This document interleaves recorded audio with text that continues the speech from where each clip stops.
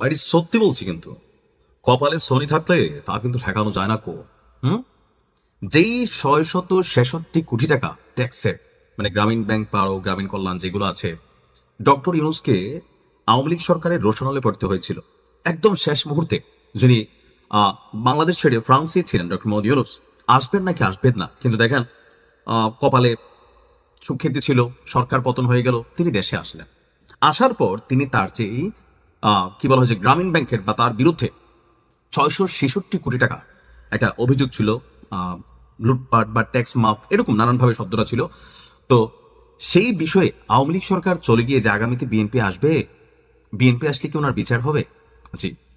তারেক রহমান বলছেন, মোহাম্মদ তারেক রহমান বলছেন তিনি পার্লামেন্টে গেলে ডক্টর ইউনুসের বিরুদ্ধে 666 কোটি টাকা লুটপাটের অভিযোগ যেটা আছে এটাকে বিচারের আওতায় আনা হবে।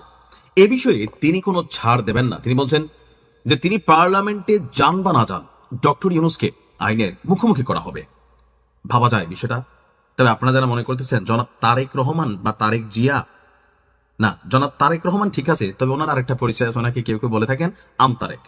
স্বতন্ত্র প্রার্থী হিসেবে তিনি কাজ করছেন। এবারে নির্বাচনী জনসংযোগে ঢাকা 12 আসনে তিনি মনোনীত সংসদ সদস্য পদপ্রার্থী মোহাম্মদ তারেক আমজনতা দলের সদস্য সচিব, তিনি এই কথাগুলো বলছেন।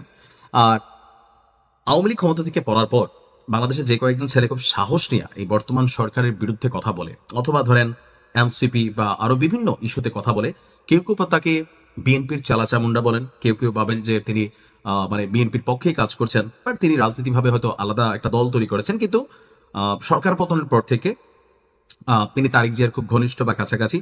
যখন জনাব তারেক রহমান বাংলাদেশে আসলেন গেল কয়েক মাস আগে, তখনও এই আম তারেক তিনিও জনাব তারেক জিয়ার সাথে দেখা করার সুযোগ পেয়েছেন বা সেই মঞ্চে যাওয়ার সুযোগ পেয়েছেন। এ নিয়ে নানান আলোচনা সমালোচনা আছে।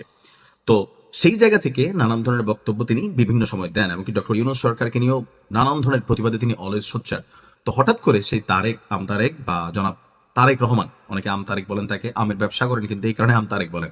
তো তিনি মনে করছেন ডক্টর ইউনুসের যে 666 কোটি টাকা, এই সরকারে তিনি প্রধান হওয়ার পরে নিজের টাকাগুলা টেকনিক্যালি মামলা খারিজ হয়ে গেল, বা গ্রামীণ ব্যাংকেও আরো বেশ কিছু সুযোগ সুবিধা দেওয়া হলো, আরো বেশ কিছু লাইসেন্স নেওয়া হলো, ইউনিভার্সিটি, জনশক্তি, অনেক কিছুই।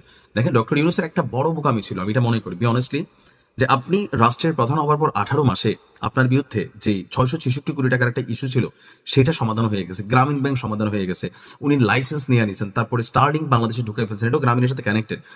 তো দেখেন উনি যতটুকু হিউজ সুযোগ সুবিধা পেয়েছেন, রাষ্ট্রীয় মান মর্যাদা সম্মান, দেশে বিদেশে সফর, খানা পিনা, মানে আর 100 ভাগের 1 ভাগ বাংলাদেশের জনগণ কি ওনার শাসন আমলে পাইছে? পায় নাই।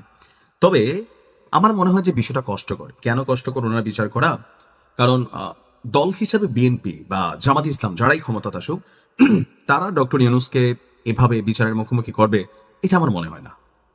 বলে কেন মনে হয় না? এটা মনে হয় না ভাই, কারণ এলিটদের মধ্যে একটা খেলা আছে। তো যদি আওয়ামী লীগ কখনো আসে, 50 বছর পরে আসুক, তিনি যদি জীবিত থাকেন ডক্টর ইউনুস, ওনারা না পাইলে ওনার গ্রামীণ ব্যাংকে আওয়ামী লীগ সাইজ করবে, কারণ গ্রামীণ ব্যাংকে সাইজ করারও চেষ্টা করা হয়েছিল। তো তারেক রহমান যে সকল কথা বলছেন, তিনি যদি এমপি হন আর কি, এখন তিনি এমপি হলেও সংসদে কথা বলবে, এটাও সঠিক। সেখান থেকে আবার কোন দিকে কি মনে দেখা যাক কি হয়। ভালো থাকবো।